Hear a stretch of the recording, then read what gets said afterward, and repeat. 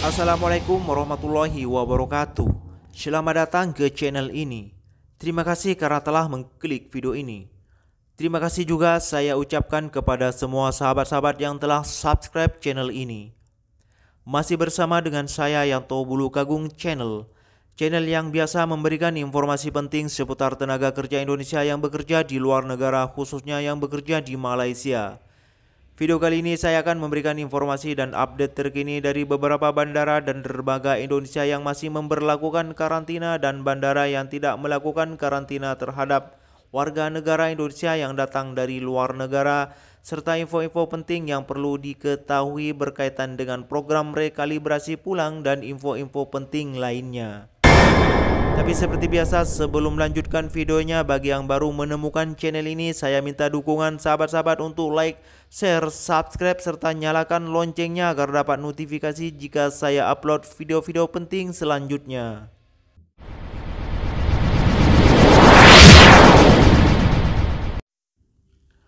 Di sini saya bagi penjelasan dahulu bagi yang masih belum tahu. Bandara antarabangsa di Kuala Lumpur terbagi menjadi dua bandara atau airport, yaitu Airport KLIA 1 dan Airport KLIA 2 yang jaraknya hanya beberapa kilometer saja. Dan di masa pandemi COVID-19 ini, penerbangan dari Kuala Lumpur ke Indonesia hanya ada 4 pilihan yang boleh melakukan penerbangan langsung tanpa transit, yaitu Bandara Soekarno-Hatta Jakarta, Bandara Juanda Surabaya, Kuala Namu Medan, dan Bandara Lombok. Jadi bagi sahabat yang mempunyai destinasi selain 4 bandara tersebut, sahabat perlu memilih salah satu bandara yang 4 ini sebagai destinasi transit. Kemudian perbedaan Airport KLIA 1 dan Airport KLIA 2 adalah Airport KLIA 1 menerbangkan berbagai jenis pesawat seperti Malindo, Mas, Garuda, dan lain-lain, dan semua pesawat yang diterbangkan dari KLIA 1 ke Indonesia di masa pandemi COVID-19 ini, apapun pesawatnya hanya akan terbang ke Bandara Soekarno-Hatta Jakarta saja. Dan syarat-syarat menaiki pesawat melalui KLIA 1 perlu sijil negatif swab test COVID-19 yang masih berlaku, yaitu 2 kali 24 jam sebelum penerbangan, dan mengisi data pribadi di aplikasi eHAG. Jadi bagi sahabat-sahabat yang mau terbang dari KLIA 1 perlu download dulu aplikasi eHAG di Play Store. Sementara pesawat yang diterbangkan dari KLIA 2 seperti biasa, yaitu pesawat Air Asia, yang untuk masa ini hanya dapat terbang ke 4 destinasi, yaitu Bandara Jakarta, Surabaya, Medan, dan Lombok. Walaupun di dalam jadwal penerbangan Air Asia tertera di sana berbagai macam destinasi seperti Bandung, Semarang, Yogyakarta, dan lain-lainnya, pada hakikatnya nanti beberapa hari sebelum penerbangan kebanyakan akan di-cancel juga. Jadi di sini saya nasihatkan kepada semua sahabat-sahabat yang mau balik ke Indonesia menaiki pesawat Air Asia, sahabat pilih saja 4 bandara ini, yaitu Jakarta, Surabaya, Medan, dan Lombok. Selain pesawat Air Asia, Airport KLIA 2 juga menerbangkan pesawat Jetstar. Pesawat Jetstar ini adalah pesawat Singapura yang diterbangkan dari KLIA 2 ke Singapura. Dan jika tiada pilihan lain, sahabat boleh memilih penerbangan ikut pesawat Jetstar ini, transit ke Singapura dahulu. Tapi sahabat tidak perlu khawatir karena transit di Singapura itu tidak dikarantina. Sahabat hanya turun dari pesawat Jetstar di Singapura hanya dalam beberapa jam saja sebelum meneruskan penerbangan ke Indonesia. Kemudian informasi berkenaan dengan beberapa bandara yang masih memberlakukan karantina atau sebaliknya. Ini informasi langsung saya dapatkan dari sahabat saya sendiri yang terbang beberapa hari yang lalu. Ada yang ke Jakarta, ada yang ke Surabaya, Medan, dan Lombok. Saya mulai dari Bandara Jakarta. Jadi Bandara Soekarno-Hatta Jakarta sampai saat ini masih memberlakukan karantina.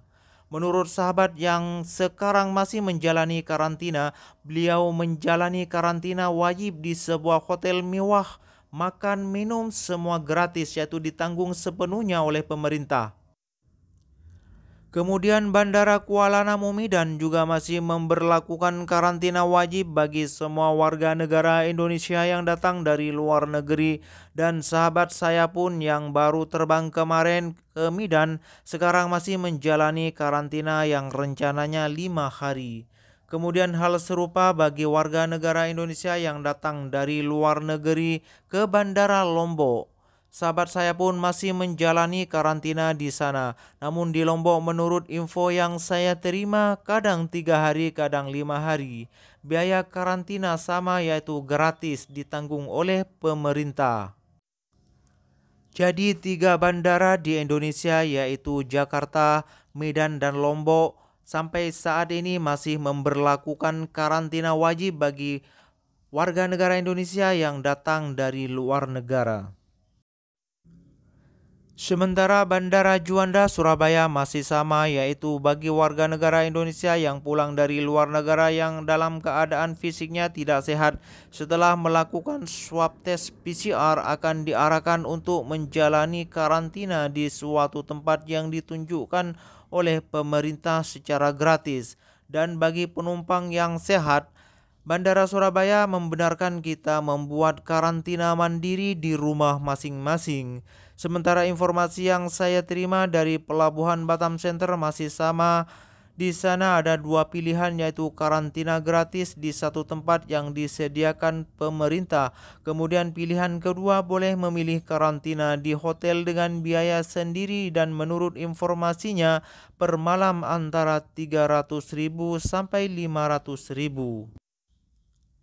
Satu lagi yang perlu saya ingatkan adalah sebelum terbang jika sahabat sudah booking tiket, sahabat boleh register IMEI di HP masing-masing. Dan bagi yang belum tahu caranya, sahabat boleh pelajari dulu. Banyak sekali konten-konten YouTuber yang memberikan tutorial cara mendaftar atau register IMEI. Kembali ke peraturan penerbangan di KLIA 2 yaitu wajib menunjukkan sijil negatif COVID-19 yang berlaku 2 kali 24 jam sebelum penerbangan, dan counter untuk penerbangan ke Indonesia hanya satu yaitu di counter W. Sementara itu untuk di KLIA 2 masih belum menerapkan peraturan mengisi data di aplikasi e-Hak. Beralih ke info selanjutnya berkenaan dengan jumlah penumpang yang ada dalam satu kendaraan yang dibenarkan masih sama yaitu 3 orang saja, yaitu 2 penumpang dan 1 driver.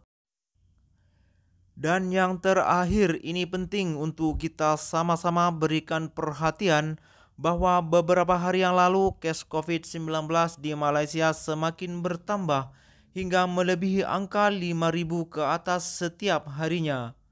Dari kes-kes tersebut dilaporkan warga asing di Malaysia juga banyak menyumbang kes-kes baru yaitu jangkitan dari tempat-tempat kerja dan sebagainya. Untuk itu perhatikan di sini khusus bagi sahabat-sahabat yang mau menyertai program rekalibrasi pulang atau sahabat-sahabat yang mau pulang ke Indonesia 2 hari sebelum penerbangan kita dikehendaki buat swab tes PCR COVID-19. Jika hasilnya negatif kita bisa meneruskan proses selanjutnya. Namun jika kita didapati positif COVID-19 maka kita akan berdepan masalah seperti gagal terbang, kuarantin dan sebagainya. Dan walaupun kita lolos saringan COVID-19 di Malaysia, belum tentu kita boleh lolos atau negatif nanti setelah di swab tes PCR ulang di Bandara Indonesia. Jadi di sini saya ingatkan kepada sahabat-sahabat yang ada rencana mau balik ke Indonesia untuk senantiasa menjaga kebersihan diri. Elakkan dari menyentuh-nyentuh barang jika terpaksa harus keluar ke tempat umum. Kerapkan mencuci tangan dengan sabun dan pakailah hand sanitizer setiap kali menyentuh barang di tempat umum. Saya rasa cukup sampai di sini dulu video kali ini, semoga bermanfaat. Minta maaf jika ada kesilapan. Tinggalkan komen jika ada kesalahan fakta dan update terkini di lapangan. Jumpa lagi di lain kesempatan. Wassalamualaikum warahmatullahi wabarakatuh.